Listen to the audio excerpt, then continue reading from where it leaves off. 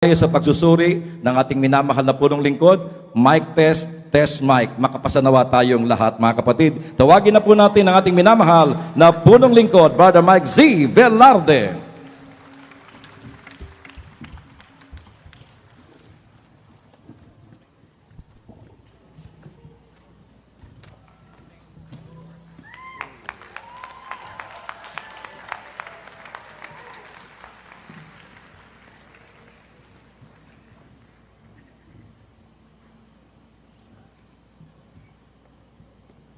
Oh, kumusta na kayo? Thank God! I am blessed! Happy and prosperous talaga! Magaling na, mayaman pa, matalino, matuwid, marangal, wagas sa pag-ibig, malaya, payapa, kalooban, maginhawa, mataguan!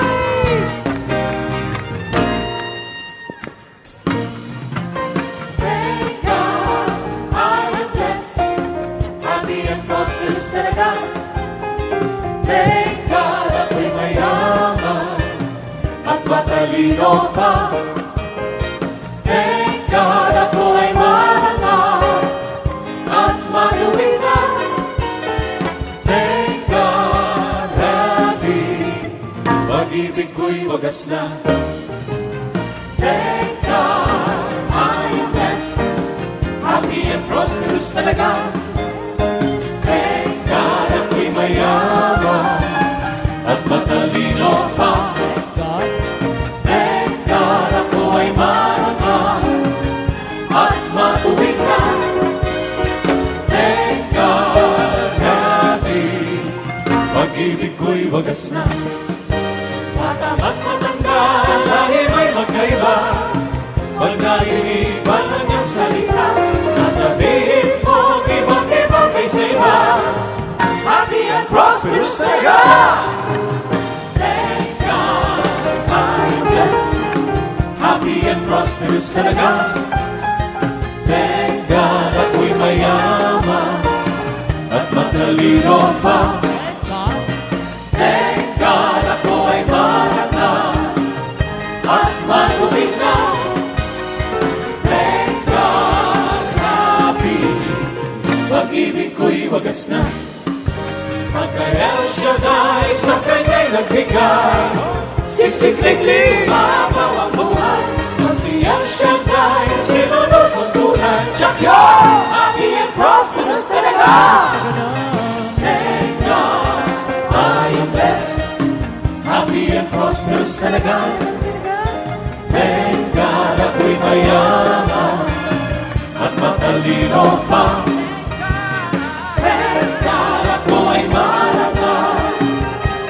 Matuwid na. Thank God, happy, pag-ibig ko'y wagas na. Pagkayal siya dahil sa kanya'y nagbigay, siksik-liklik, mabaw ang buhay. Magsiyang siya dahil sinunod ang tunay. Chakyo! Happy and prosperous talaga. Thank God, I am blessed. Happy and prosperous talaga. Thank God, ako'y mayaman at matalino pa. Thank God, ako ay marangal at matuwid na. Thank God, happy, pag-ibig ko'y wagas na. Kamusta ka na? Thank God, I am blessed. Happy and prosperous talaga. Thank God, ako'y mayaman At matalino pa. Thank God, ako ay marangal At matuwid na. Thank God, happy, Pag-ibig ko'y wagas na. happy and prosperous talaga. Happy and prosperous talaga. Thank God, I am blessed. Happy and prosperous talaga. Magaling na, mayaman pa, matalino, matuwid, marangal, wagas ang pag-ibig, malaya, payapa, kalooban, maginhawa at makatuway. Purihin, purihin ang Panginoon. Find your partner. Find your partner. Sabihin mo sa partner mo, kumusta ka? Okay, 1 plus 1. Anong sasagot mo sa pangalawa?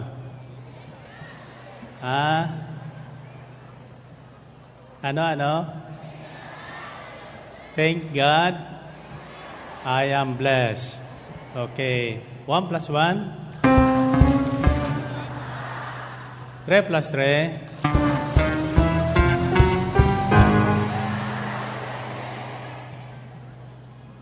Hulaan niyo kung anong sasabihin niyo sa huli.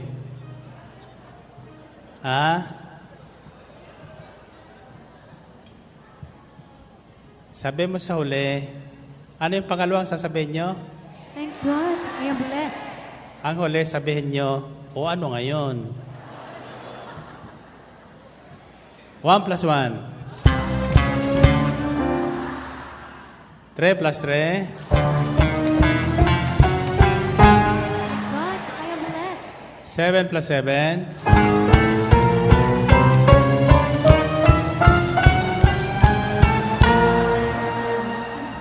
Ano ngayon? Kung bless kayo. Tas sa kamay. Ano ngayon kung bless kayo? Anong sasabihin nyo? Anong sabihin nyo? Yuyok ko kayo 3 ulit, sasabihin nyo, salamat sa Diyos, salamat sa Diyos, salamat sa Diyos, magaling na ako. Ulitin nyo nga. Salamat sa Diyos, salamat sa Diyos, salamat sa Diyos, magaling na ako. 1, 2,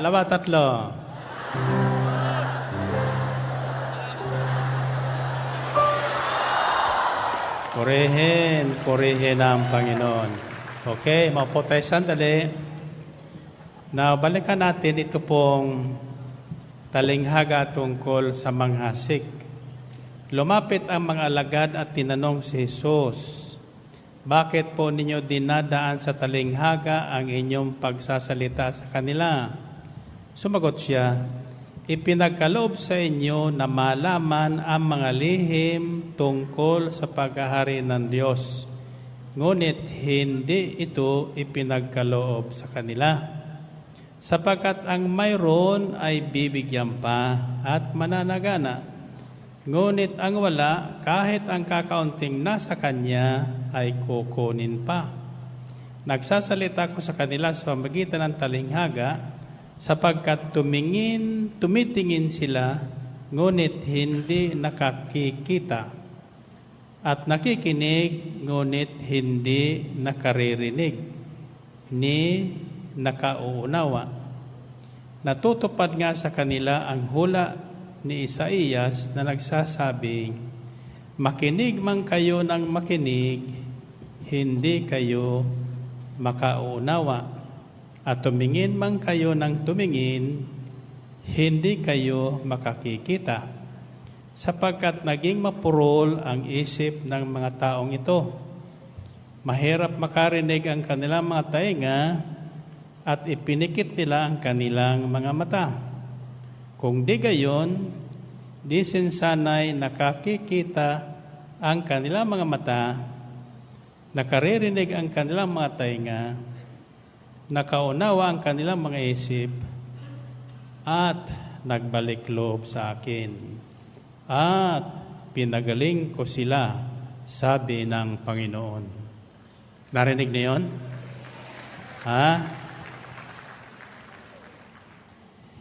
Nakikinig ba kayo? May naririnig ba kayo?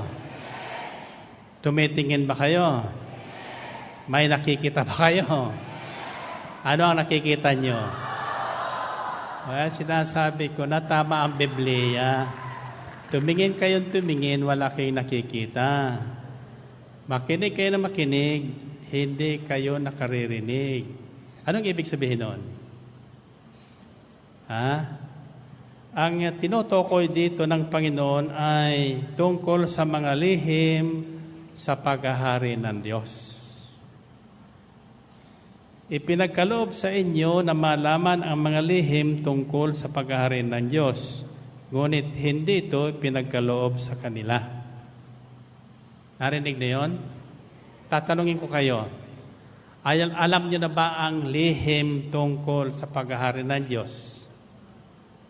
Ha? Hindi pa. Sino sa inyo ang matagal na dito sa gawain na ito? Marami na kayang narinig? Marami na kayang nakita? Ano ang narinig nyo? Ha? Salita ng Diyos. Ano naman nakita nyo? Salita ng Diyos. Ha? Ano ang nakikita nyo? Salita ng Diyos. Tingnan natin kung alam nyo na. Ha? Bakit nga ba kayo nakikinig ng salita ng Diyos? Anong mayroon ang salita ng Diyos? Ha? Anong mayroon sa salita ng Diyos? Sino makakahula? Kagalingan. Kagalingan. Ang sabi niya, kung nakinig kayo,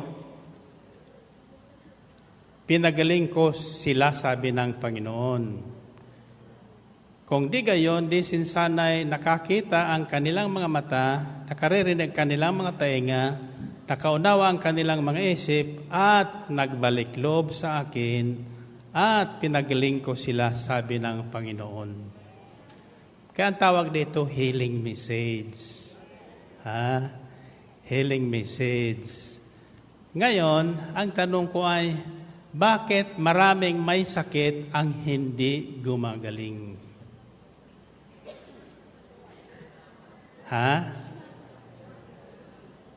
Nandun sa binasa natin Babalikan ko yung talatang pakikinggan natin. Sapagkat naging mapurol ang isip ng mga taong ito, mahirap makarinig ang kanilang mga tainga at ipinikit nila ang kanilang mga mata. Pero ang tingin ko naman nakadilat kayo.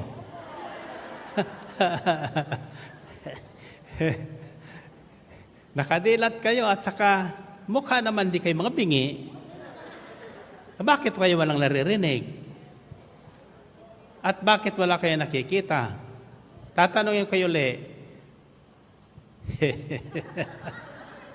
dilat ba kayo ngayon? May nakikita ba kayo? Ano ang nakikita nyo? Yan sinasabi ko Wala kayong makikita sapagkat sa pakikinig sa salita ng Diyos, hindi po yung ating matang ginagamit dyan. Hindi rin yung ating tainga ang ginagamit dyan na natural. No? Nandito ba kayo ng Sabado? Okay. Anong oring panampalataya mayroon si Elias? Pananampalatayang nakaririnig ng mga bagay na darating. Wala pa dyan, naririnig na niya. Hindi pa umuulan, sinabi na niya, ang naririnig niya ang malakas na ulan, buhos ng ulan. Pero wala pang ulan yun. Amen ba? So, bakit narinig na niya? Bakit narinig na niya? Sapagkat sinabi na sa kanya ng Diyos. Sinabi sa kanya ng Diyos na darating na ang ulan. Sa sandaling makipagkita ka sa Haring Akab, darating ng ulan. Kaya narinig na niya. Wala pa naman dyan, narinig na niya.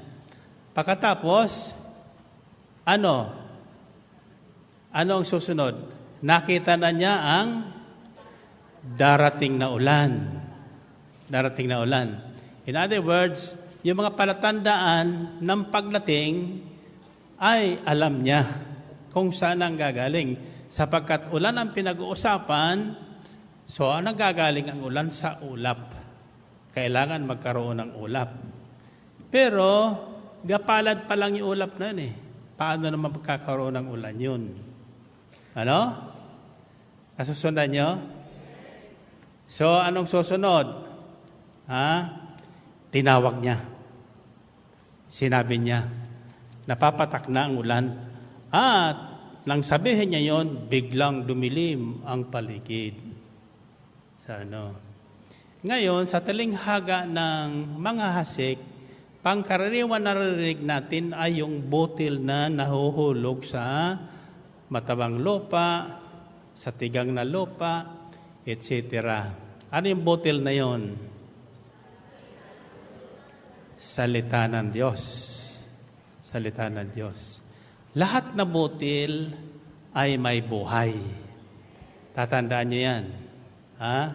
May panauhin ako kanina, nagtanong sa akin, kung paano ako nakatitiyak na totoo ang sinasabi ng Diyos. Simple po ang sagot ko. Sabi ko sa kanya, kagabi natulog ka ba? Oo. Kako ba't natulog? Kasi niya gabi. So ang gabi, para sa magtulog. O ngayon kakong umaga, ano ang nakita mo?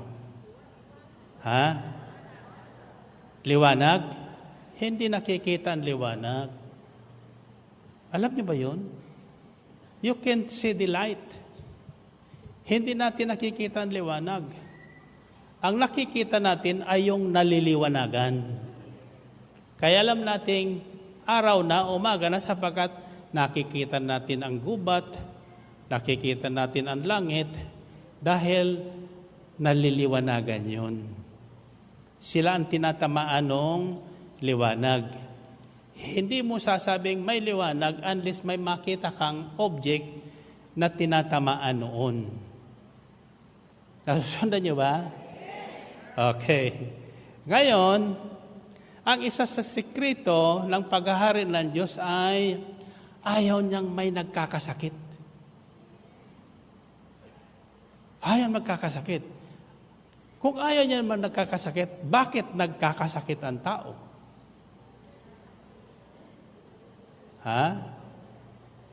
So, ang aalamin natin ngayon ay mga bagay na lihim sa paghahari ng Diyos, na kung ito ay ating malalaman, yung kagalingang hatid ng salita ng Diyos, sa pamagitan ng ating pakikinig, gagaling tayo. Gagaling tayo. Nasundan nyo? So there are so many things we have to learn in the process. First,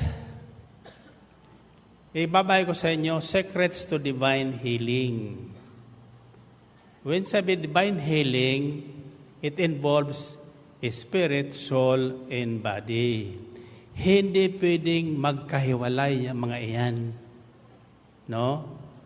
When the spirit or the soul is sick, the body is sick.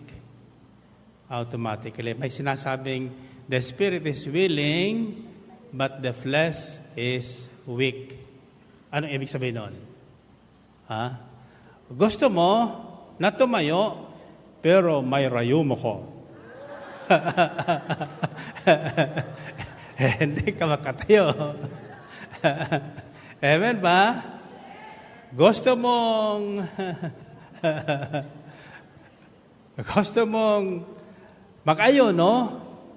Pero hindi mo magawa. Bakit? Nagugutom ka. Amen ba?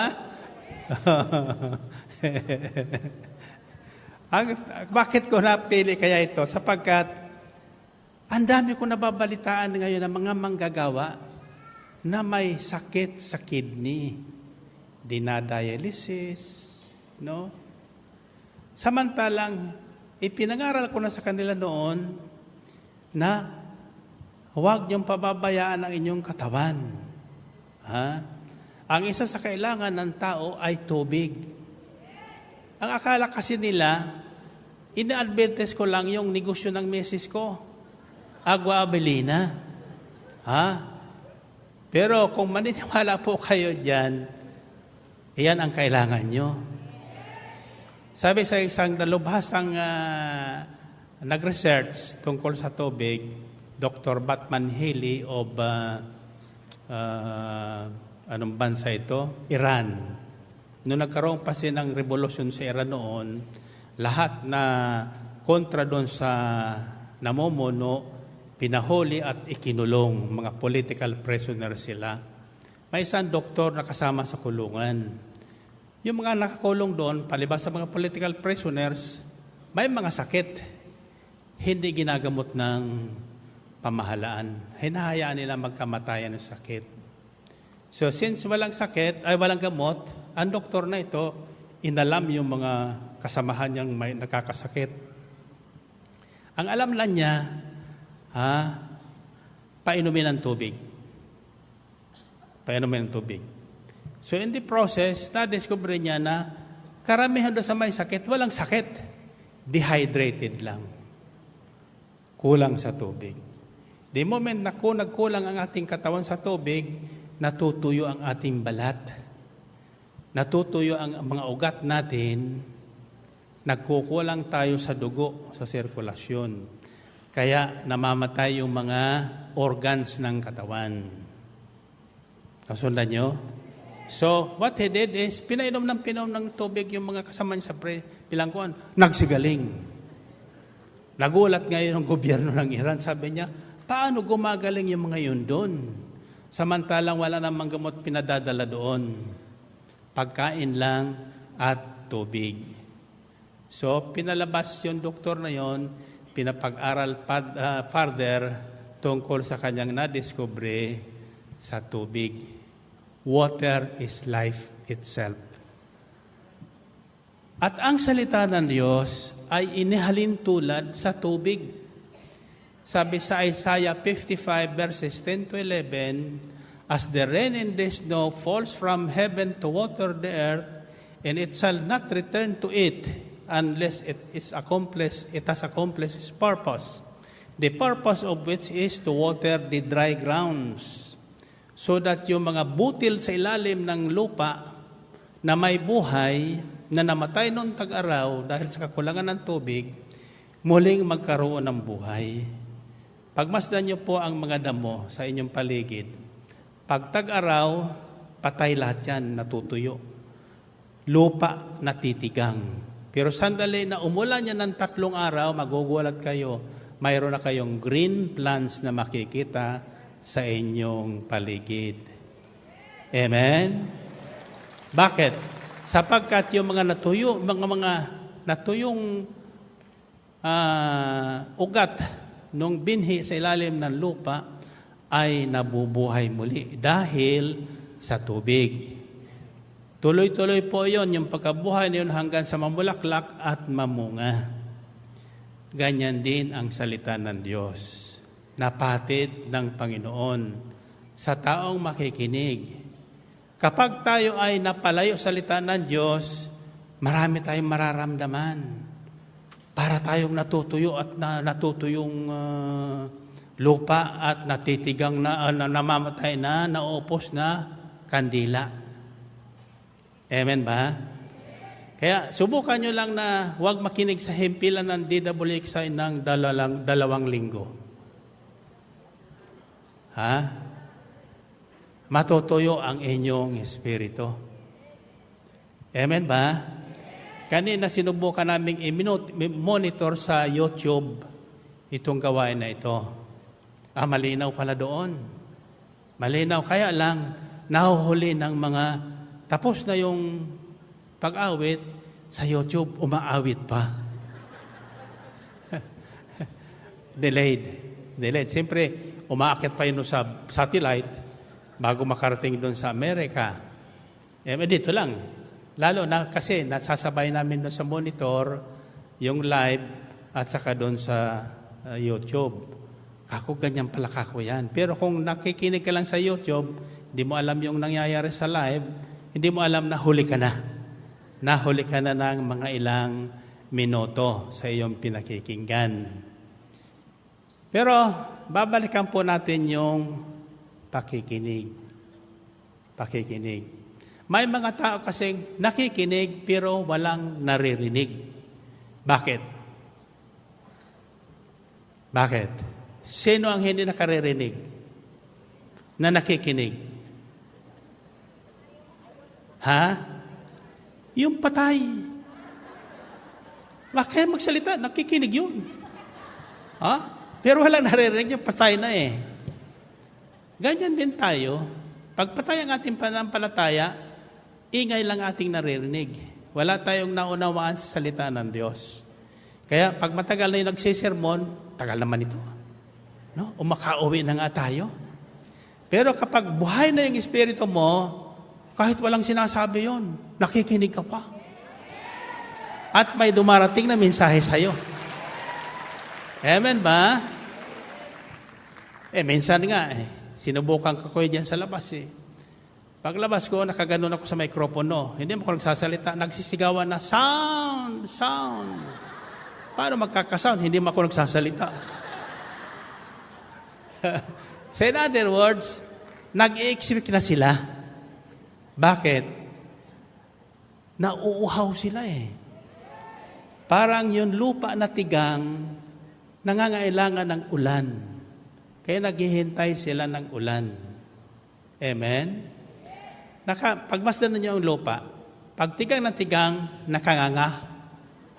Biyak-biyak, di ba? Nakaganyan. No? Pero walang kabuhay-buhay. Ganyan din kayo. Nung una, nakaganon. Pitanungin mo, anong narinig mo? Finally. Yan ang hinihintay. Di ba? Ngayon, alam kong maraming, kasi nakikinig po ko doon sa mga nagpapapray over sa radyo. Ako kasi chismoso eh. Pero wala ko ibang radyo pinakikinggan ang DWXI. Kaya ang inyong mga patutuo, naririnig ko. Alam ko yung nagsasabi ng totoo. Alam ko naman yung nag-aartista lang. Alam ko naman yung nagpapapray over para ma-pray over. Pero alam ko naman yung tumatawag pala marinig yung boses. Amen ba? Pero sa totoo lang, pag hindi na tumatawag, hinahanap mo. Nasaan na kaya si ano? Bakit hindi na tumatawag kaya yon? Sabi ko, nakasumpong na yon. Ayaw nang isabihin sa atin, naghahanin mo na yun.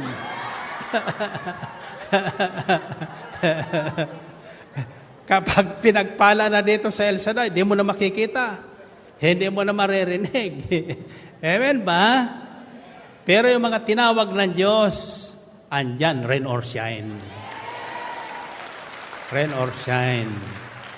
Iiwan pa yung tindahan yan. No? Para lang makarating at makarinig nung salita ng Diyos. Amen ba? Ay sasabihin nyo, Brother Mike, nakikinig naman ako sa radyo.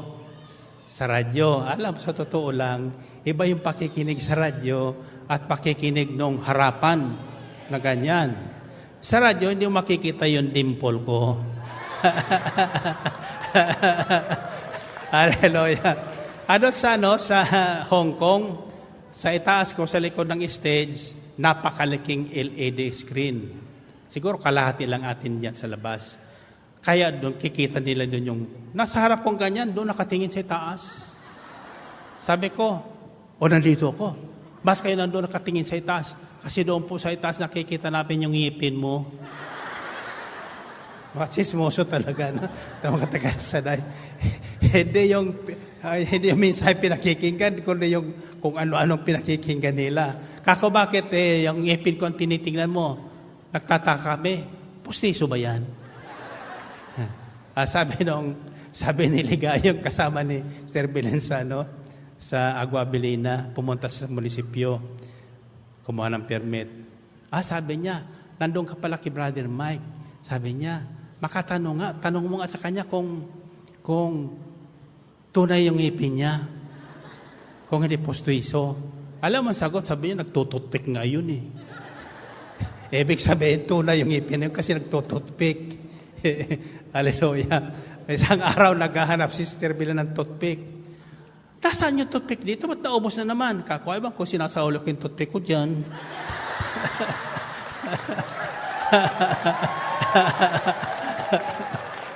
Purihin natin ang Panginoon. Purihin ang Diyos. Okay. Sino ang gustong gumaling? Mga may sakit kayo talaga. Ang una natin pagagalingin, yung inyong pakikinig. Pakikinig. Kasi kung bingi kayo, hindi kayo gagaling. Kaya sabi ng Panginoong Kristo, naparito ako upang buksan ang makarinig ang mga bingi, makakita ang mga bulag. Kayo, ang tanong ko sa inyo,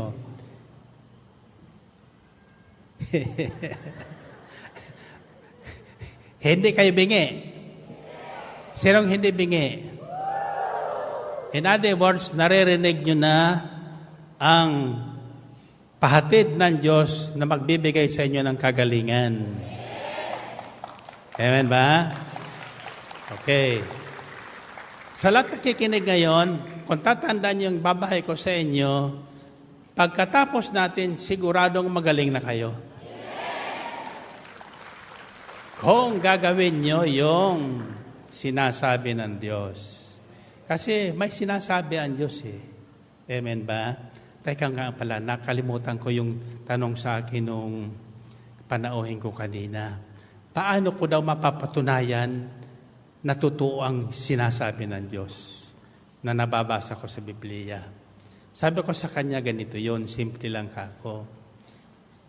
Kako, nung gunawin ng Diyos ang mundo, sa pamagitan ng baha, nalungkot ang Panginoon. Nalungkot siya, siyempre, nakita niya namatay maraming patay. Diba? So sabi niya, sa sarili niya, hindi niya sinabi sa iba. Sinabi niya sa sarili niya, never again will I destroy the earth with flood waters. Never again will I destroy all living creatures as I did. Hindi ko na muling gugunawin ang mundong ito sa pamagitan ng tubig at hindi ko na muling gagawin yung patayin ang lahat na may buhay. Narinig yon? Ngayon, anong garantiyan na doon? Sinundan niya yon. Sabi niya, for as long as this earth exists, seed time and harvest, heat and cold, summer and winter, day and night will never cease. Hanggat naririto ang daigdig na ito, ang pagtatanim at pag-aani, ang araw at gabi, tag-init at tag-ulan, palaging sasapit. Palaging sasapit. Okay. Ngayon, kako, natulog ka kagabi. Oo. Bakit ka natulog kagabi? Gabi. Anong mayroon sa gabi? Dilim. May nakikita ka ba? Wala. Madilim eh. Pagdating ng umaga, paano malaman na umaga na?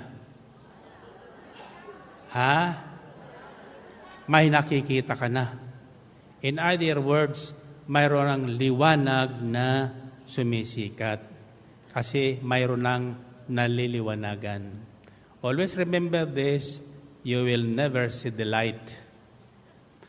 Only the lighted things are seen. Yun nakita natin. Now, kako ilang taon ka na? Sabi niya, mga 66. For the last 66 years mo, nagpalya ba ang gabi at araw? Mayroon bang panahon na hindi dumating ang gabi? Wala. Maliban doon sa North Pole o South Pole, may mga araw doon na kalahating taon, puro araw.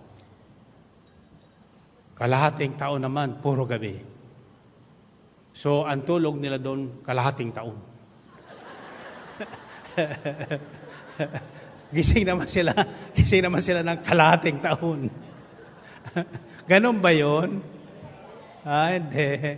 Hindi yan. So anyway, iyang kakuang katibayan na totoo ang sinabi ng Diyos. Totoo ang sinabi ng Diyos. Then, napag-usapan namin yun, sabi niya, Brother Mike, have you ever heard the voice of God? I told him 3 times in my life, I heard a voice within me saying what He told me to do. I shared this already. The first time I realized and really knew by myself that it is God who is talking to me deep inside is in 1981 after the first Catholic mass healing rally at the Realito Coliseum, which I sponsored with my 50,000 pesos. The following day, Monday, sa katuwaan ko po, ako po ay nagtatanong sa isip ko lang. I communicate with God with my mind. Sa isip ko. Ang tanong ko ay, ano kaya ang dapat kong gawin para naman matuwa sa akin ng Diyos? Para naman ako ay hindi na malayo sa Kanya. The very clear voice I heard is, build me a center where I can gather people to heal them. Ipagtayo mo ko ng isang templo na kung saan tatawagin ko ang mga tao upang sila ay aking pagalingin. Sa katubaan ko, right away, I called for an architect. Nagpa-design ako ng isang basilika as big as the Aranete Coliseum. In fact, after a few months, nakita po yun sa multinational village ng superior ng Rogationist Fathers na bumili sa akin ng lupa kung saan nagtayo sila ng seminaryo. Sinama ako sa Roma, kasama ko yung aking 2 anak, para pa bendisyonan sa Papa yung plano. Sabi niya, that's such a beautiful basilica. Pabindisyonan natin sa Papa. Italian po ito. So tumira kami doon sa house nila. First time ko nakarating sa Roma. Then we were able to see the Holy Father. Nabindisyonan po yun, that was in 1981. 1981. I thought, yun talagang kailangan ng Diyos sa akin. But then, after 1982, nagkaroon tayong problema. No? Nagkaroon ng problema sa ekonomiya, political crisis, then come the assassination of Ninoy Aquino, natudas ng ating ekonomiya at political situation, got worse. Nakalimutan ko na yung pagpapatayo noon. Nagkaroon na kami ng groundbreaking with Cardinal St. John sa multinational village. I set aside 2 hectares there for that purpose. Then, di na tuloy yun. Kalimutan ko na yun. Pero, nakalimutan ko man, ang Diyos hindi nakakalimot ng plano niya. So, dumami yung tao sa Morsolo sa nag-a-attend sa prayer meeting. Nagkakaroon na tayo noon ng mga Life in the Spirit seminar. Ang topic na binibigay sa akin is baptism in the Holy Spirit. Yeah, during that period, doon ko uli narinig ang isang tinig na nagsasabing, ang ipinatatayo ko sa iyo ay hindi gusali, na tulad ng mga basilika. ang ipinatatay ko sa iyo ay templo ng Diyos. Ikaw yun.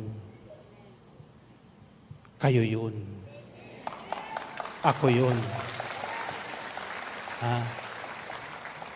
Tayong lahat yun.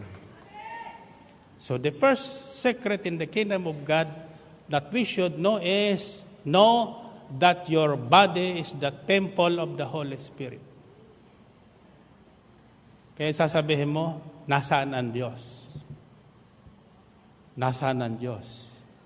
Kung hindi ka manampalataya, hindi mo alam kung nasaan ang Diyos. Ang alam lang natin, God is everywhere. Where? Everywhere, where? Saan? Ang Diyos ay naroroon sa lahat na may buhay. Sapagkat ang Diyos ay buhay. Sabi ni Jesus, I am the way, the truth, and the life. Siya ang daan, siya ang katotohanan, siya ang buhay. Kung wala kang Diyos, wala kang buhay. Trabaho ka lang ng trabaho, kain, tulog, trabaho na naman. Di mo napupunay yun? Trabaho, kain, tulog. Yung iba naman, hindi nagtatrabaho, kain, tulog lang. Kaya walang direksyon. Laging kulang ang ating buhay. Pag wala sa iyo ang Diyos, hindi ka masisiyahan. Sabihin mo, siguro, masisiyahan ako pag mag-asawa na ako. Matatahimik ko pag mag-asawa ako. Natahimik man ng mag-asawa? Nasiyahan ba? Hindi. Siguro niya, 2. Nakadalawang asawa. Hindi pa rin nasiyahan. Naka-4. Hindi pa rin nasiyahan. 2 kotse. 2 bahay, 2 tindahan, etc., etc. Kulang. Bakit? Wala yung buhay. Iisa lang ang nagbibigay buhay. Iisa lang ang nagbibigay kasiyahan. Ang Diyos na pinagbubuhatan ng buhay. Amen ba? Then, the next occasion that I heard a voice is nung ako'y pinipersecute ng misis ko dahil sa gawain ito. Nung mag-iisang taon na hindi niya ako kinakausap, hindi ko natatabihan, magkahiwalay kami ng higaan, ako nasa Morsolo, siya nasa Puerto Azul. Kanya yung buhay namin noon.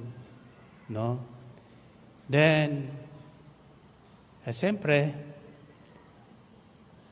may hinahanap ka. Na ako nagsashower, yung tinig niya muli nagtanong sa akin, to whom are you living for? Kanino ka ba? Para kanino ka ba nabubuhay? Initial reaction mo siyempre as natural is para sa aking nanay, sa aking tatay, sa aking asawa, sa aking mga anak. Alam mo saan tinig? Kaya ka naguguluhan. Sapagkat ang nanay mo, tatay mo, lalo na ang misis mo, hindi sa iyo masisiyahan. Mga anak mo, hindi rin. So you will always be in trouble. Kanino ka lang masisiyahan? Bakit ba tayo nilikha ng Diyos? Para tayo mabuhay para sa Kanya. We live not for ourselves, not for our loved ones, because they will never be satisfied, they will never be contented, they will never be happy, no matter what we do. Sabi ko sa inyo, yung utang ko sa misis ko na 20 pesos nag-aaral ako, hanggang ngayon, di nakakalimutan. Hindi ko daw mababayaran yun. Kako, bakit? sapagkat yun ay puhunan ko. Yun aking binhi na itinanim ko sa matabang lupa, na inaani ko ngayon ang bunga. Amen? Sabi ko sa kanya, matabang lupa pala ko. Kaya kung magbibigay ko sa akin, yayaman kayo tulad niya. Sapagkat matabang lupa ang inyong hinahasikan. Amen ba? So when I heard that voice, I immediately understood. Yung hindi ko magagawa na pagbaguhin ang kalooban ng misis ko, ng nanay ko, ng mga anak ko, tungkol sa ginagawa ko, magagawa ng Diyos. Kung siya ang uunahin ko, kung para sa Kanya ako mabubuhay. So I then I discovered what life is all about. Kaya mula noon, hindi na ako tumanda.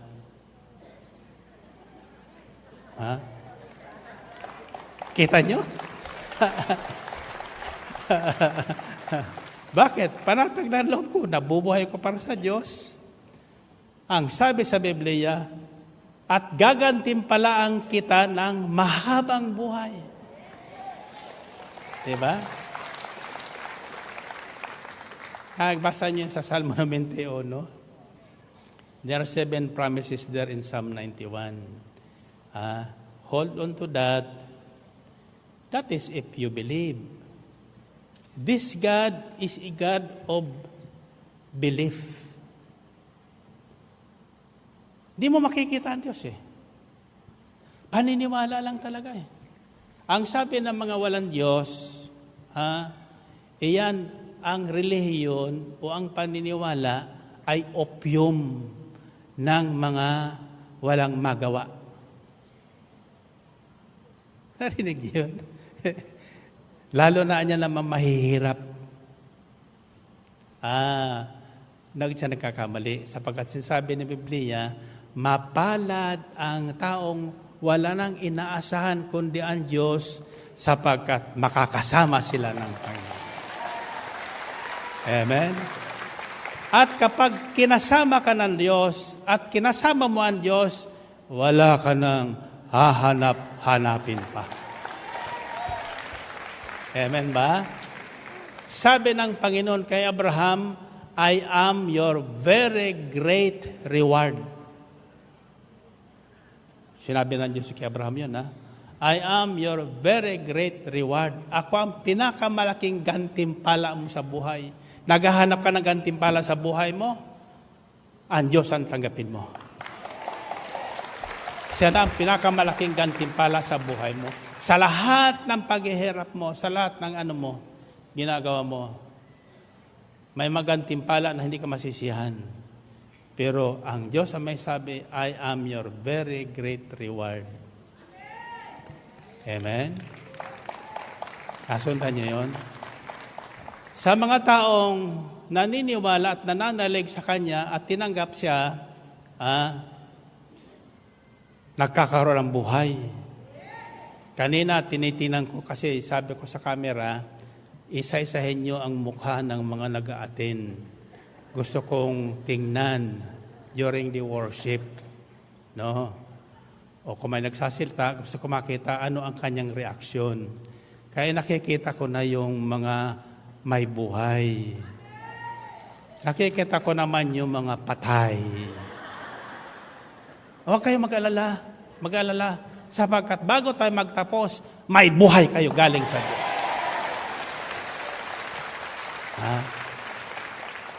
Kasi yung iba umaawit, siya naman ganun. Diba? Ganun tayo lahat ng una, diba? Sa iba, mga sira ito. Sira. Ito nga pala, may panauhin ako. Kahapon, punta sa akin, taga Silang, Cavite. Sabi niya, Brother Mike, answered prayer na ako. Kako bakit? Matagal ko ng panalangin na makalapit sa iyo at makahingi sa iyo ng tawad. Bakit kako? Anong kasalanan mo? Kasi minsan tayo po ay nag-walk of faith.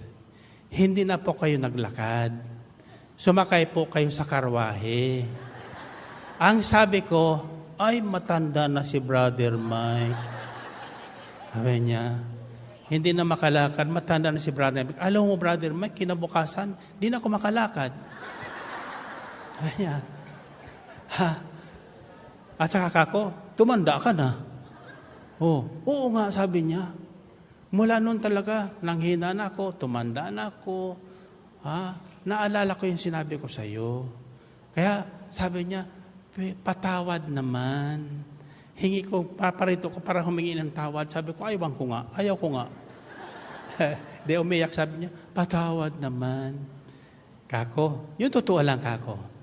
Ano talagang kasalanan mo? Yun nga, mula nang sabihin kong, nung sumakay ka sa karawahe, ay matanda na si Brother Mike. Pero nakikita ko naman tuwing Sabado, hindi ka naman tumatanda. Ako ang tumanda. Sabi niya, ang sabi ko sa kanya, alam mo, kapatid, yung sinasabi ko sa inyo, ingatan niyo ang sinasabi niyo, sapagkat babalik sa inyo yan. See? Without your knowing it, you cursed me. Sinumpa mo ko. Pero kaya, hindi ako tatalaban ng sumpa kasi kasama ko ang Diyos. Aniwala ba kayo? Sino naniwala kasama ko ang Diyos? Pag kasama mo ang Diyos, tinanggap mo ang Diyos, nabubuhay ka para sa Diyos, hindi ka tatamaan ng sumpa. Yung susumpa, babalik sa kanyang sumpa. Sinabi niyang, matanda na, tumanda talaga siya. Kako, ilang taong ka na ba? 50 pa lang? Ako, 77 na? 27 ang pagitan? Pero mukhang mas matanda talaga siya sa akin. Babae yun. Anyway, sabi ko, sige, pinatatawad na kita. Maging dalaga ka sana. Lumabas sila, masaya na sila nang lumabas sa akin tanggapan. So, iingatan niyo po yan. Lahat na sasabihin natin ay binhi. Kung anong binhi mong itinanim, siya mong aanihin. Kung gusto mong mag-ani ng matamis na mangga, magtanim ka ng matamis na butil ng mangga. Amen? Kung gusto mong lagi kang masiya, magtanim ka ng kasiyahan araw-araw. Amen ba? Okay? Sapagkat babalik sa iyo yun. Kaya ako, I made it a point every day to make a person happy. Papasok sa akin, nakasimangot. Alay, hindi alis yan sa harapan ko na hindi nakangiti. Wala naman akong ginagawa. Wala naman akong sinasabi. Siguro sa katitingin ka sa akin, napapangiti. Bakit kaya kako anong nakikita mo? Sabi niya sa akin, gwapo ka talaga.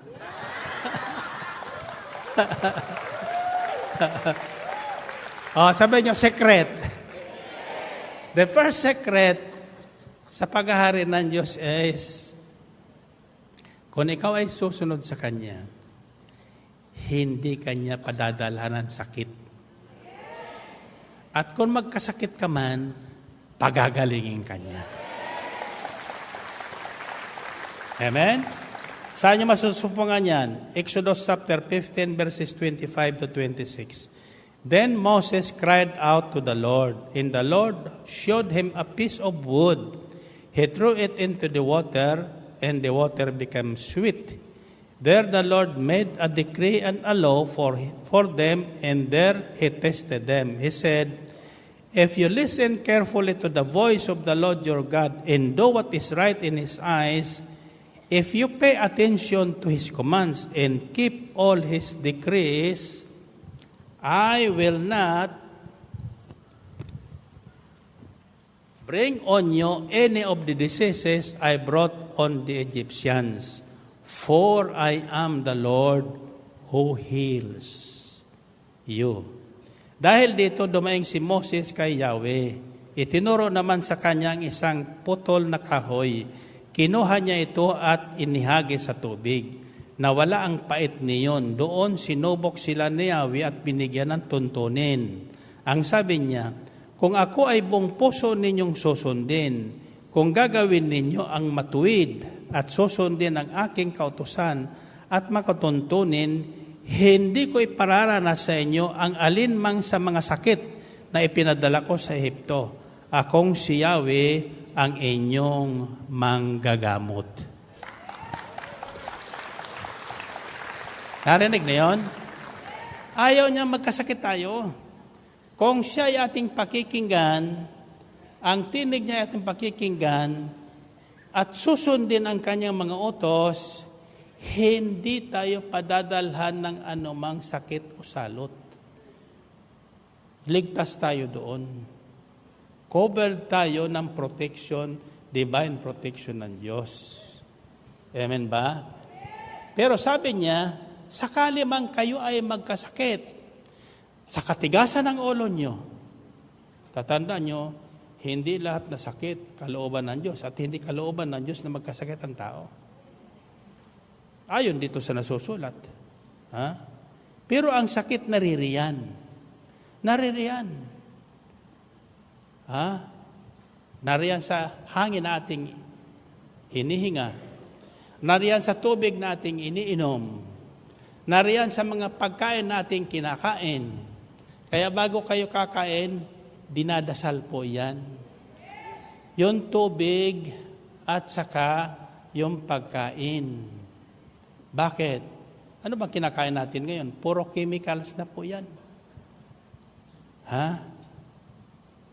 Puro chemicals na yan. Mga toxic matters na yung kinakain natin. Kaya maraming sakit na pumapasok sa ating katawan. Lalo na kung kulang pantubig. May mga taong hindi uminom ng tubig, kundi puro cola, puro soft drinks, kape, tsaa. That's never substitute for water. Hindi yan. Kaya nadidehydrate tayo kaya nagkakasakit. Magkaganon man kayo, sabi ng Panginoon, pag kayo tumawag sa akin, pagagalingin ko kayo. Pagagalingin kayo. Amen ba? So, narinig nyo na yun. So, don't ever charge God foolishly na siya nagpapadala sa inyo ng sakit. Ang sinabi lang niya, you read Deuteronomy chapter 28, from verses 1 to 15, 14, it's all about blessings. If you listen to the voice of the Lord your God and carefully obey all His decrees and commands, you will be blessed. And everything you do, you'll be blessed. You'll be blessed in the city, you'll be blessed outside the city. Wherever you go, you will be blessed. Hindi, tsaka sa bandang verse 12, hindi ka mangungutang. Ikaw pa ang magpapautang. Amen. Kung susundin mo lang, kung pakikinggan mo lang at susundin mo ang lahat na ipinag-uutos ng Diyos. When you go further to verses 15 and following, doon nagsisimula yung problema. On the other hand, sabi niya, if you are going to disobey me, hindi nyo bibigyan pansin ang aking mga sinasabi, ang aking salita, babaliwalain nyo, narinig nyo, pero pala ba kayong narinig? No?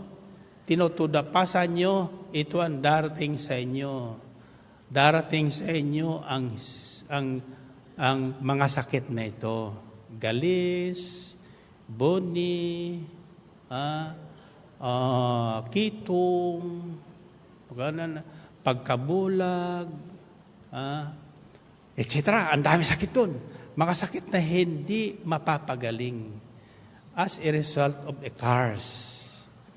The moment we disobey God's word, we fall into a curse. Hindi kalooban ng Diyos yun. Pinili natin yun. Ang sabi nila, why does God allow these things to happen? He never allow bad things to happen. No? Why does it happen? Because ginusto natin. Ginusto natin. Dinisregard natin yung batas ng Diyos. Sa sandaling itinabi mo ang salita ng Diyos, binaliwala mo, you put yourself into a curse. Walang magagawa ng Diyos doon. No? Pero hindi tayo pababayaan na mamatay doon sa ganong kalagayan. Nahiwalay sa Kanya. That's how good God is. Hahayaan ka lang muna. Iba yung inaalaw sa hinahayaan. Hinahayaan, paano ba sa English yung hinahayaan? It's not allow. Kasi yung allow, may permiso yun. Permiso. Hindi ka bibigyan ng permiso ng Diyos na mapapahama ka. Pinanonood lang yung ginagawa mo. Sabi ng tatay mo, huwag mong kakainin yan. Bata ka. Mabubutasan tiyan mo. Ay hindi naniwala sa tatay, kinain pa rin. Ininom. Nabutas. So, inalaw ba ng tatay yun? Sinong tatay mag-aalaw noon? Pinagbawal na yun eh. Ang sabi ng Diyos, huwag ito, huwag ito, huwag ito, huwag ito. Yun lahat na huwag naman, yun naman ang ginagawa natin. Amen ba? Alam mo ang very common na hindi natin napupunan na nilalabag natin? The Sabbath rest. Sa 7 araw, isang araw ang pinangili ng Diyos and made it holy. On that day, no one is to work but to rest. Kaya dito sa gawain ito, walang gawain tayo pag-araw ng linggo. Everybody all over the world. Except sa fellowship. No? Kaya dito sa atin, araw tayo ng Sabado. Hindi ko plinano po yan. Nung tayo noon, araw din ng linggo sa Lunita. Kaya lang sabi sa akin ni Bishop Bacani, sabi niya, brother, may klipat natin ito ng Sabado. Sabadong gabi, kasi yung misa doon, anticipated mass, pwede na sa araw ng linggo yun. Kako, bakit hindi pwede ngayon? Kasi marami ng pare nagrereklamo sa akin, walang tao simbahan na sa Lunita. Pag-araw ng linggo. So nalagay tayo sa Sabado. Yung pala ang tama. The real Sabbath starts at 6 o'clock Friday evening. Ang mga Hudyo, naghahanda na po yan ng Friday evening. Before Friday, 6 o'clock, handa na lahat. Walang Friday, 6 o'clock to Saturday, 6 o'clock. Walang naipagluto, naipaghugas ng mga plato nila. Wala. Nandoon sila sa kanilang Biblia. Nakikinig ng salita ng Diyos. Sapagkat yung araw na yon ay para sa Diyos. Ipinangilan ng Diyos. Iyan ang hindi natin nagagawa sapagkat 7 days a week, trabaho. Yumaman ka na ba sa katatrabaho mo? Hindi. May naipon-ipon. Nakasakit, ubos. Di ba? Kung nagkakaroon na tayo ng tamang pahinga, hindi tayo magkakasakit. Amen? Kulang na tayo sa pahinga eh. Di ba? Kaya ako nung may bypass no 98, sinabi sa akin ng doktor ko, gusto mo mababuhay mo? Iwasan mo yung stress. Kako, Dok, sabi mo sa misis ko yan. Bakit? Number 1 pampa-stress ba yan? Well, anyway, sabi sa akin, ganito po yon. Tuturo ko na sa inyo. What I'm learning sa Biblia at saka sa aking experience, tinuturo ko sa inyo para maranasan niyo yung kagandahang loob ng Diyos. Para hindi natin sinisisi sa Diyos na puro pagsubok, pagsubok, pagsubok ng Diyos. Hindi ka na kailangan sabukan pa ng Diyos. Kilala ka na ng Diyos eh. Ang sinusubok lang Diyos, yung panampalataya mo. Pero sandaling buo na yung panampalataya mo, nakaririnig ka na nung hindi naririnig ng iba, nakakikita ka na nung hindi nakikita ng iba, at natatawag mo na yung mga wala dyan na parang nariyan, nakatitiyak kang kasama mo ang Diyos. Amen ba? Sanda niyo ba? Ayan, si Emma sa Victoria, Canada. Na isang buwan lang, nandiyo. Kako, ginagawa mo yatang divisorya ang Victoria, Canada. Mayaman na yan. Payaman ang payaman yan. Kako, ingatan mo yan, Emma, yung pagpapayaman. Baka sa pagpapayaman mo, nakakalimutan mo na ang Diyos. Diba? Marami dito, nag-pray-request. Lord, bigyan mo na ako trabaho sa Canada. Bilang mo ko trabaho sa Amerika. Bilang trabaho sa ganito. Doon kita paglilingkuran. Hanggang ngayon, hindi ko nakikita. Nandun na sa Amerika at sa Canada. Malalaman ko lang yan pag tumatawag ng telepono. Hi, Brother Mike. Pa-pray over naman. Sino ka? May tanong ko yan. Sino ka? Pag hindi ako nasagot ng tama, hindi nakikinig ng salita yun. Ikaw, tanong ko kayo. Sino kayo?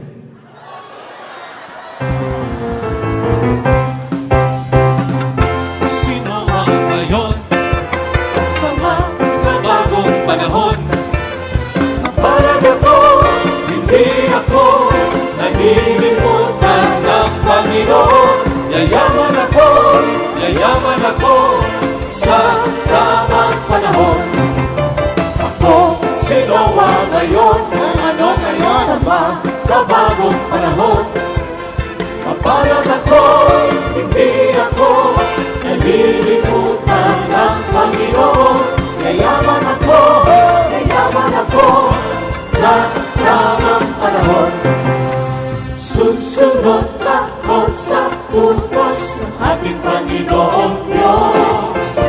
Ako'y mabuting katiwala sa mga bigay niyang pagpapala. Susunod ako sa utos ng ating Panginoong Diyos. Ako'y mabuting katiwala sa mga bigay niyang pagpapala. Ako, sino ang ngayon? Ano ngayon? Sa magabagong panahon. Mapalad ako, hindi ako nalilimutan ng Panginoon. Yayaman ako sa tamang panahon. Sino ka ngayon? Ako, sino ang ngayon? Ano ngayon? Sa magabagong panahon. Mapalad ako, hindi ako nalilimutan ng Panginoon. Yayaman ako sa tamang panahon. Susunod ako sa utos ng ating Panginoong Diyos. Ako'y mabuting katiwala sa mga bigay niyang pagpapala. Susunod ako sa utos ng ating Panginoong Diyos. Ako'y mabuting katiwala sa mga bigay niyang pagpapala. Ako, sino ang ngayon? Ano ngayon? Sa magabagong panahon. Mapalad ako, hindi ako nalilimutan ng Panginoon. Yayaman ako sa tamang panahon. Sino ka ngayon? Ako, sino ang ngayon? Ano ngayon? Sa magabagong panahon. Mapalad ako, hindi ako nalilimutan ng Panginoon. Yayaman ako sa tamang panahon. Roll over the ocean, roll over the sea, go into your heart of the community. Roll over the ocean, roll over the sea, go into your heart of the roll over the ocean, roll over the ocean, roll over the sea, roll into your part of the community.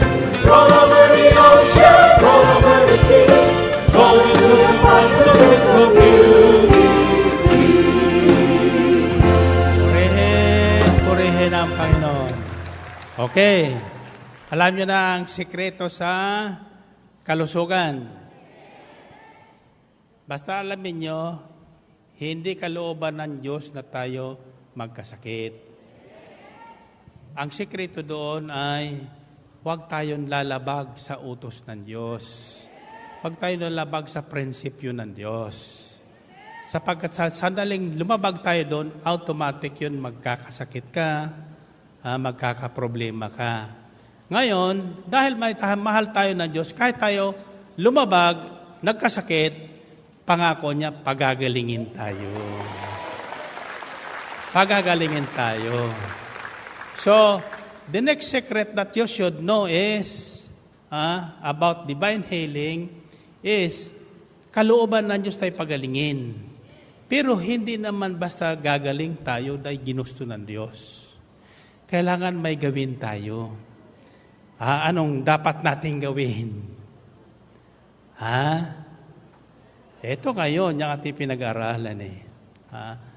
Sabi niya, this is why I speak to them in parables, because though seeing, they do not see. Though hearing, they do not hear or understand. So the next step is, pakinggan mong salita ng Diyos. Napalayo ka sa Kanya eh. Anong nilabag mo? Ba't ka nagkaganyan? May nilabag ka. See? So sa ating pakikinig, malalaman natin kung ano ang nilabag nating kautusan ng Diyos. So the next step is hearing and understanding. Pakikinig at pag-uunawa. Nakikinig nga tayo, ayaw naman nating unawain, kinukontra pa natin. See? Bakit ka ba naghihirap talaga? Ano ba ang kautosang nilabag mo? Bakit mas yung gawin mo?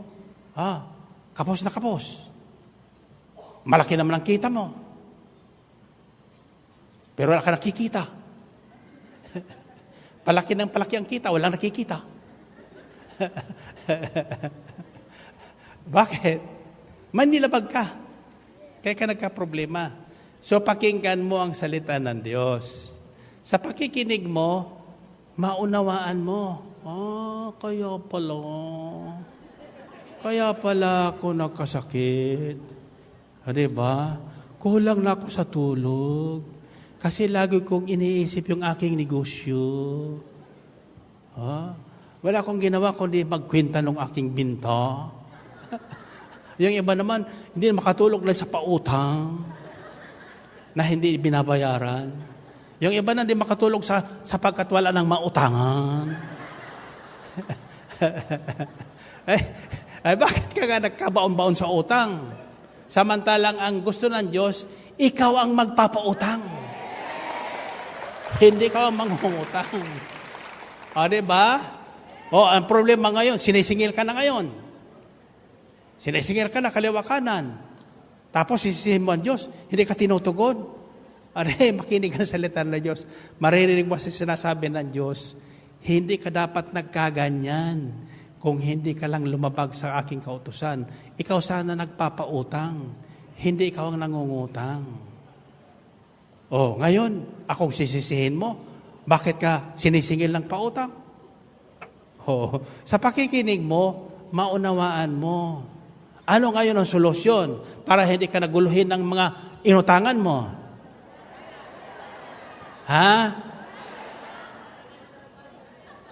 Magbayad. Ang solusyon, huwag ka nang mangungutang. Huwag ka nang mangungutang. Bakit? Magkakaproblema ka eh. Amen? May sumulat sa akin. Gusto garantiyahan ko yung kanyang uutangin sa bangko. Sabi ko, sa loob-loob ko lang, Binabasa kong sulat niya. Sabi ko, tong sister na ito, hindi nakikinig. Ha? Sinabi ko nang hindi ko nagpapautang. Hindi ko magagarantiya. Iyan ang huwag niyong gagawin. Kahit kapatid mo, kaibigan mo, huwag mong gagarantiyahan ang utang nila. Sapagkat may kasabihan sa Kastila, guarantor, pagador. Kung sino naggarantiya, siyang babayad. Pag hindi nagbayad o garantiyahan mo, ikaw ang sisingilin. Dahil hindi naman pautang kasi alam niya hindi nagbabayad. Dahil sa garantiya mo, pinautang niya. Ikaw ang magbabayad. Ikaw ang babalikan. So huwag niyong gagawin yun. Ha? Pasasabihin niyo na lang. Pag sasabihin, ikaw naman, nagkakarantiyahan mo lang ko. Anong sasabihin mo? Ha? Huwag ko sasabihin, sabi ni Brother Mike yan. Ako ang babalikan noon. Diba? So, God wants to heal us. And He is ready to heal. Willing and able. May isang lumapit sa Panginoon Kristo, sabi niya na noon, isang kitungin niya tayo, sabi niya, Lord, if you are willing, you can make me clean. Ang sagot ng Panginoon Kristo, I am willing, be clean. Agad siya, gumaling. See? So, willing na willing ang Panginoon na tayo ay pagilingin. Kaya lang, may paraan siya. Ang paraan niya, makinig ka. Sasasabihin niya at unawain mo ang naririnig mo. Amen? Gusto mong yumaman?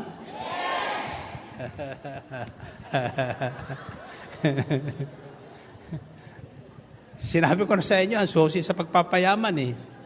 Ano ang susi sa pagpapayaman? Ha? Pagbibigay. Diyan papasok yung seed time in harvest. Magtanim ka para may anihin ka. Magbigay ka para may bumalik sa'yo. Puro kahingi. Hingi. Amen ba? Sabi ng Diyos, magbigay kayo at bibigyan kayo ng Diyos hustong takal, siksik, liglig at umaapaw pa. Amen? Bakit paapawin? Ha? Para may pambayad ka sa utang. At saka para mayroon kang pamimigay dun sa mga walang alam. Ha? Walang alam. Alam mo dito sa El Shaddai, sa totoo lang ang dalangin ko, lahat kayo yumaman. Gusto niyo talaga yumaman? Sa susunod, tuturo ko sa inyo paano ko yumaman. Kayo ba'y naniniwalang mayaman ako? Message ko hindi naniwala. Naniwala ang message ko na ako mayaman. Bakit? Wala akong deposito sa bangko eh. Mayroon akong bank account pero utang. Wala kayo isang bangko, may dumating sa aking regalo. Yung bagong mahal na cellphone. Regalo sa akin yon. Sabi nakita ni misis ko, bakit ka may special na regalo? Sabi niya, hindi mo nagsisilbon, sa'yo na lang yan. Saan galing bangko ito? Alam niya yung bangko. Mas malaki ang deposito ko. Bakit wala ako? Kako hindi kumikita yung bangko doon sa deposito mo. Ikaw ang kumikita sa kanila. Sa tubo. Ikaw, ba't binigyan? May utang ako sa kanila. Sila ang kumikita sa akin. Paano ka nakautang doon? Ginarante ako yung deposito mo. Kaya hindi niya pinapaalam sa akin ang deposito niya. Kasi kaya, lahat na nakikinig dito at inuunawa at ginagawa, siyak gagaling. Siyak gagaling. At siyak yayaman. Amen? Diba? At hindi lang yun. Pag ikaw ay pinagaling ng Panginoon at pinagyaman ng Panginoon, alam mo, may isang hima lang mangyayari sa iyo. Babata ka. Hindi ka tatanda. May kayamanan na nagpapatanda, sa totoo lang. May mga yumayaman na tumatanda rin.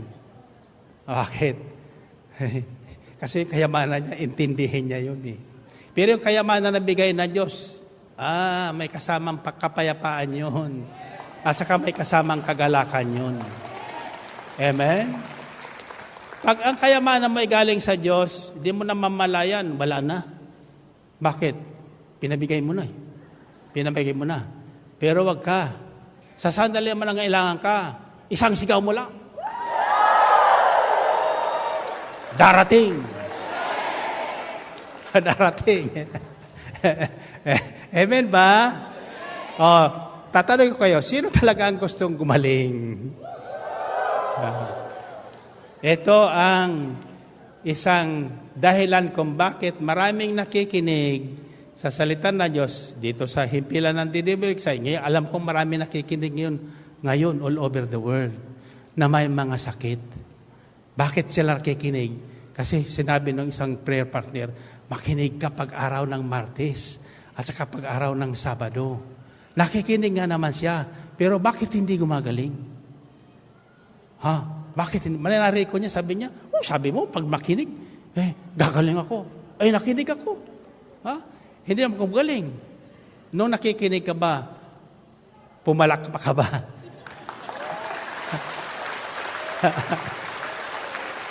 Nung nakikinig ka ba, sumigaw ka ba?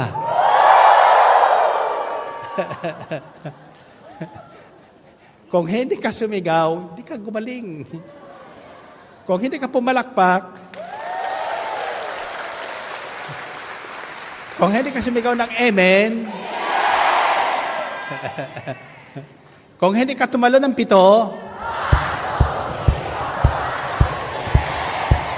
gagaling yan. Gagaling yan.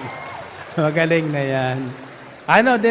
The second secret to divine healing is, pag sinabi kong divine healing, spiritual in body yan. Magkasama yan eh. Lagi yan magkasama. Is humility. Pagpapakumbaba, ang sabi ng Panginoon, kung talagang nakinig sila, sana'y nagbalik lang sila sa akin. At sila'y pinagaling ko. Amen ba? Bigyan ko yung katibayan sa Biblia. It's found in Talking chapter 5, verses 9 to 14. So Naaman went with his horses and chariots and stopped at the door of Elisha's house. Si Elisha, hindi to si Elijah. Ito yung pumalit kay Elijah. Elisha sent a messenger to say to him, Go, wash yourself 7 times in the Jordan, and your flesh will be restored, and you will be cleansed.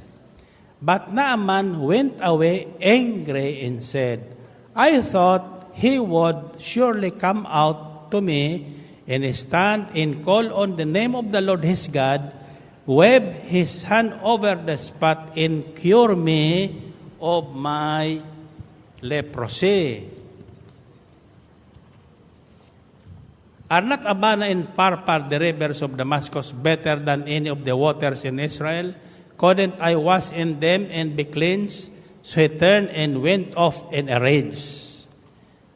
Naaman's servant went to him and said, My father, if the prophet had told you to do some great things, would you not have done it?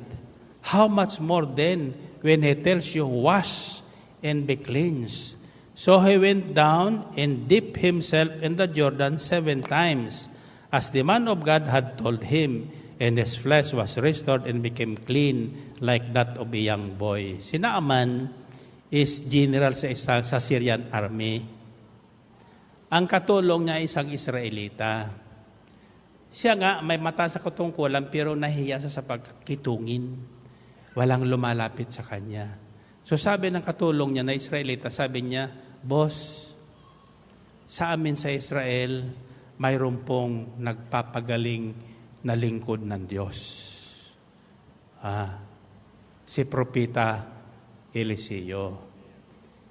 So, sa gustong gumaling, nagpasulat, kumuha ng endorsement sa hari ng Syria patungo sa hari ng Israel.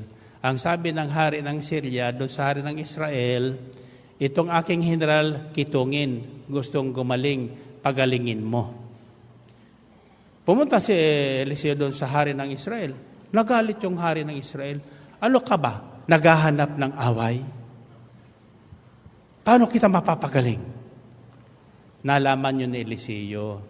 Sabi ni Eliseo sa hari, huwag ka na magalit. Papuntan mo sa akin ang kitungin na yan para malaman nilang may Diyos sa Israel na nagpapagaling ng anumang karamdaman. No? Do, sinabi ng hari, pumunta kayo doon sa Eliseo, yung gwapo doon sa ambil.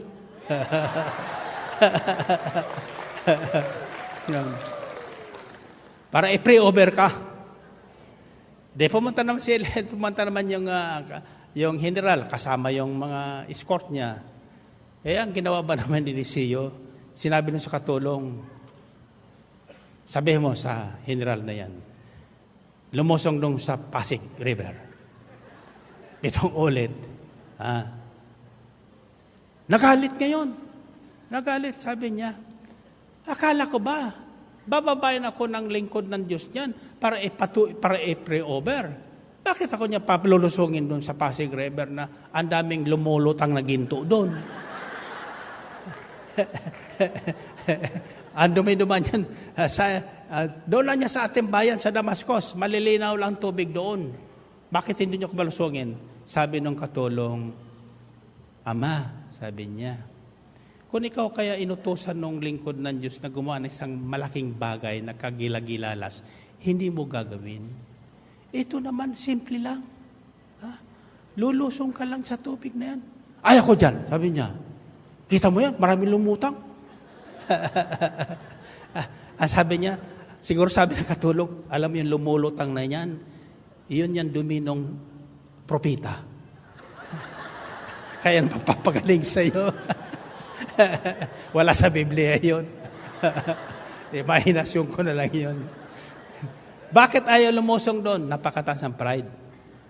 Hinal nga naman eh. Nakakaya nga naman. No? Lulusong. Ang sabi ng katulong, gusto mong gumaling? Oo, pero hindi ganyan sa paraan. Hindi ka pwedeng kumontra sa kanya. Iyon ang inuutos niya. Iyon ang sundin mo. Iyon siguro ang inuutos ng Diyos niya. Yun ang paraan. Hindi, gusto ko, bomba siya. Apatungay ko ng kamay. Ay ayaw na ni Eliseo na lolusong ka, gagaling ka. At saka, bakit ang dami? 7 pa. Hindi pwede ba yung isa na lang? At saka, bakit hindi na lang paa? Kagaya nun sa El Shaddai, paa lang. Yung taong mataas ang kalooban, mahirap pa sundin. Kaya hindi gumagaling eh. At saka yung mga mataas ang kalooban, may sakit na, sila pang galit. Pinakakain na yun, ayaw niya. Di ba? See? Maliban na ikaw ay magpakumbaba at sundin mo sinasabi na Diyos, hindi ka gagaling. Amen? So, sa gustong gumaling, sinunod yung katulong. Sige na nga. Bilangan mo ko. Losong siya. Lumabas. Baho. Tapos tinignan niya ang balat niya. O hindi naman nagbago yung balat niya. Sabi ng katulong, 7 ulit yan. Isa. Pangalawa, tingin na naman siya. Wala. Sabi niya, pang 7, may nakapatong sa ulo.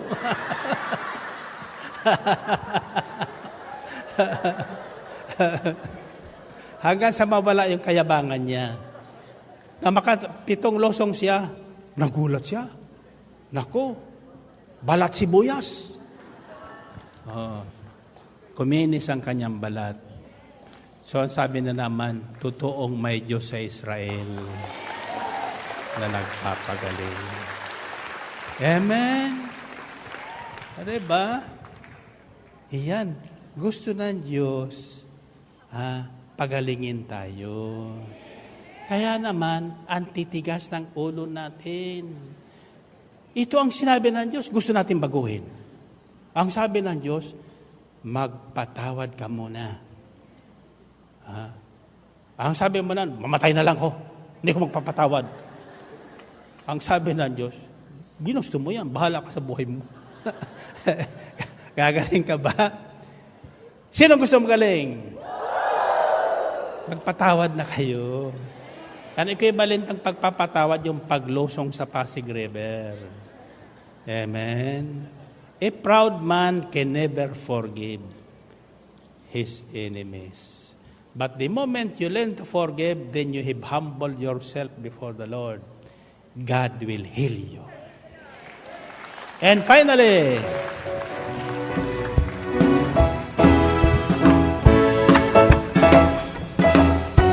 Ano kagalakan ang aking nadarama sa tuwing ako'y nakikinig ng banal na salita. Nalaman ko ang susi ng kaniyang mga himala. Sa gabay ng lingkod niya, pinagpala.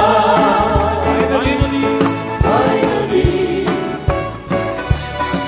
ako ngayon'y may bagong buhay. Finally, Kung kayo'y pinagpala, ako ngayon ay pinagpala.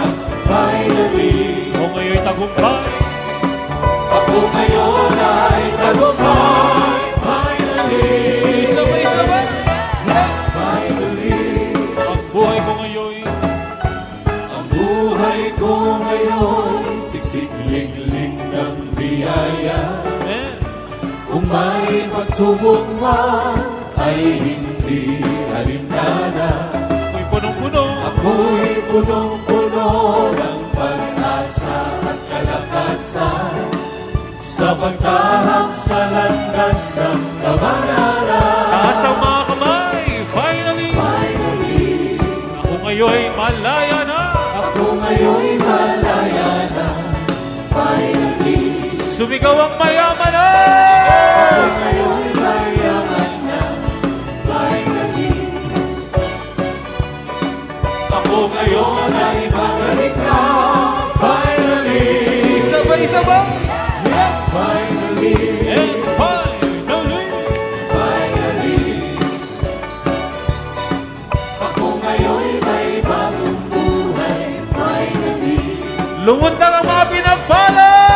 ngayon ay pinagpala.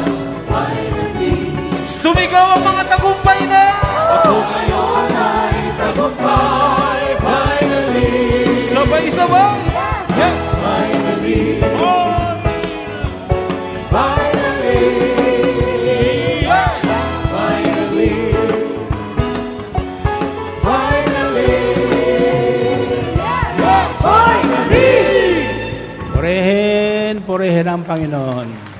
Okay, taas ang ating mga prayer request muna bago tayo magsimula. Prayer request, handbags, wallets, passport, etc. Taas natin sa Panginoon. Kayo ba yung naniwalang pagpapalain yan? Sabihin niyo, Panginoon, bagamat ako ay madalas magkulang at patuloy na lumalabag sa inyong kautusan, ngayon, alam ko na nakalooban mong ako ay inyong pagalingin at pagyamanin. Kaya naman, sa ngalan ni Jesus, ako po ay nagpapasalamat dahil sa inyong kagandahang loob sa akin. Amen? Amen, okay. Makakaupo na kayo at magsisimula na ako. Ano, gusto niyo tapusin natin ito? O balik na lang tayo sa Martes? Ha? The fourth secret to divine healing is, sino makakahula? Sino makakahula? The fourth secret to divine healing is Ano? Sabi sa James 5:16, 15 and following. Amen. The prayer of a righteous man is powerful and effective. Therefore, confess your sins one to another and pray for each other so that you will be healed. Now, when we say confession, that means pag-amin ng mga kasalanan. No? Kasi pag sinabi natin na wala tayong kasalanan, ginagawa nating sinungaling ang Diyos. Pero sabi naman sa, I think it's found in Ephesians or first letter of John, He is faithful and just to forgive us our sins. Tapat ang Diyos. At sa sandali na tayo ay umamin sa ating mga kasalanan, patatawarin tayo sa lahat ng ating kasalanan. Amen. Then, sabi sa 2 Kronika, Kabanatang 7, talatang 13, ito ang sabi ng Diyos. Ito ay madalas naririnig po natin sa himpilang ito sapagkat mahalaga po ito. Pero hindi natin binibigyan ng pansin. Sabi ng Diyos, maaring ipinid ko ang langit at hindi pumatak ang ulan, maaring magpadala ko ng mga balang upang salintain ang lupaing ito, maaring palaganapin ko sa bayang ko ang salot, ngunit sa sandaling ang bayang ito ang naking pinili ay magpakumbaba. Manalangin, hanapin ako at talikdan ang kanilang kasamaan, diringgin ko sila, patatawarin ko sila, at ibabalik ko sa kanilang lupain ang katiwasayan at kasaganaan. Amen? So the final step, if you want to really receive spiritual and physical and financial healing is pagsisihan niyo yung mga kasalanan. Sapagkat malalaman natin yung ating kasalanan sa pamagitan ng pakikinig ng salita ng Diyos. Sa salitang inyong naririnig, masasalamin niyo ng sarili niyo. Amen? Whether you like it or not, the word will convict you.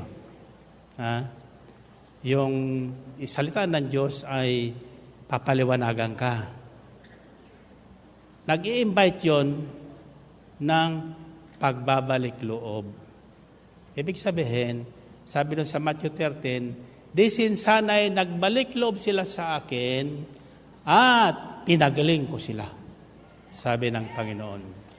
Ang pagbabalik loob sa Diyos ay pagsisisi at pagtalikod sa mga maling gawa na siyang naging dahilan ng ating pagkakasala at ng ating pagkakaroon ng sari-saring karamdaman at problema sa buhay. Pagtalikod, for example, sinabi ko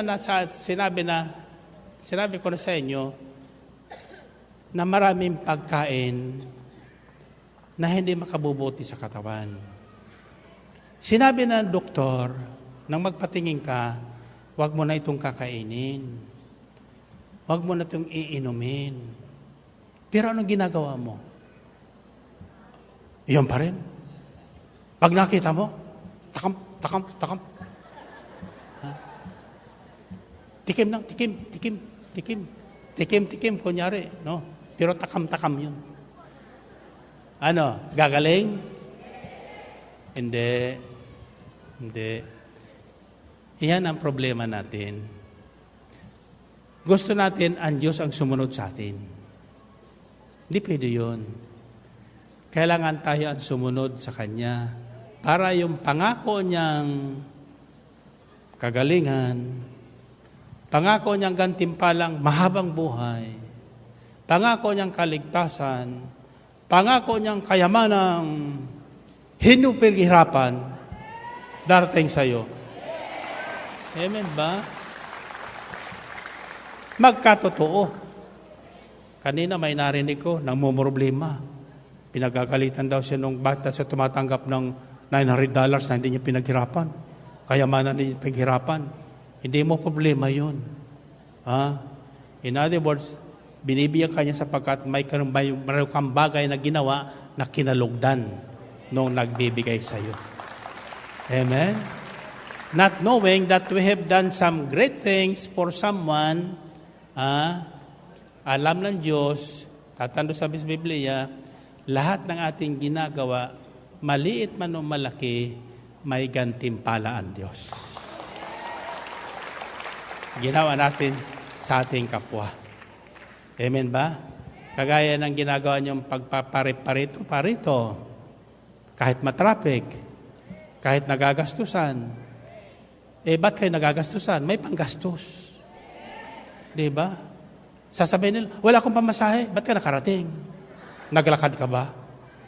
O ba't ka nagkaroon pamasahe? Binigyan ka ng Diyos. Amen ba? Okay? Kaya, para sa Diyos, huwag ka problema. Ang ebanghelyo ka narinig ko nila, inutusan niyo mga yung alagad. Huwag ka magdadala ng supot. Huwag ka magdadala ng wallet. Huwag ka magdadala ng kubutan. Paano itong pagkain ko? Walang baon. Sapagkat sabi ng Diyos, yung pupuntahan mong mapapakain sa iyo, pagpapalain ko. Amen? Kahit isang basong tubig na malamig lang. Ay hindi, litsong pang pinakain mo. At may pabaong ka pa. Pag uwi, kaya kayo mayaman eh. Amen? Pero, di ko makalimutan yung kwento ng para sa isang disciple. Siya nag-anniversary. Naghanda siyempre yung coordinator. Bumili ng mga sariwang bangus ng malaki. Inihaw doon sa mga disciple. Sabi nung anak, Mami, gusto kong kumain ng bangus. Sabi niya, anak, maghintay tayo sa matitira ng disciple. Bantayan mo niya. Binantayan ng bata. Naku, nasarapan yung mga disciple. Tapos naubos yung kalahati, binaliktad. Ang sabi ng bata, nanay, binaliktad na yung bangus.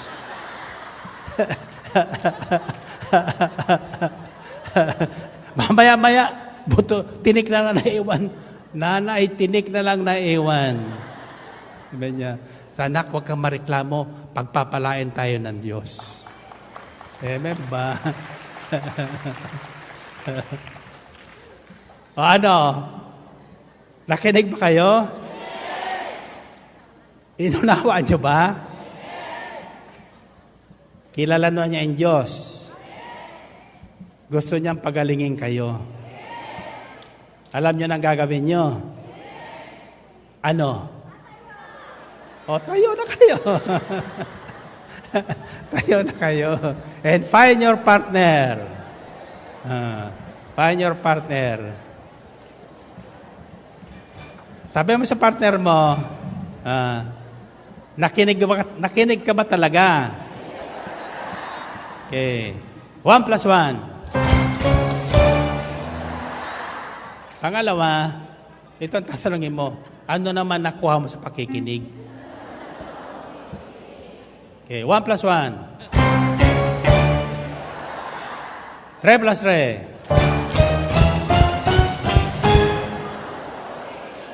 Okay, sasabihin mo sa huli kung ano nakuha mo sa pakikinig. Ano ang nakuha mo sa pakikinig? Kagalingan at kayamanan. Kagalingan at kayamanang hindi pinaghirapan. Ulitin nyo nga. Okay. 1 plus 1. 3 plus 3.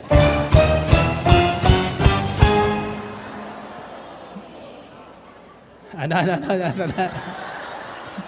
Ano ang nakuha mo sa pakikinig mo? Okay. 7 plus 7.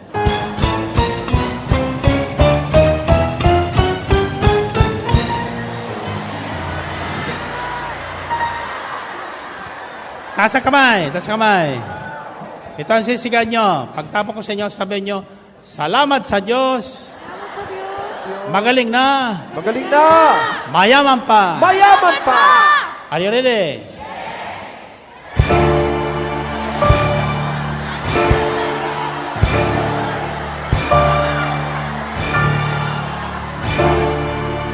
Salamat sa Diyos. Magaling na. Mayaman pa. God bless you. Hallelujah. Ang salita ng Diyos. Ang salita ng Diyos.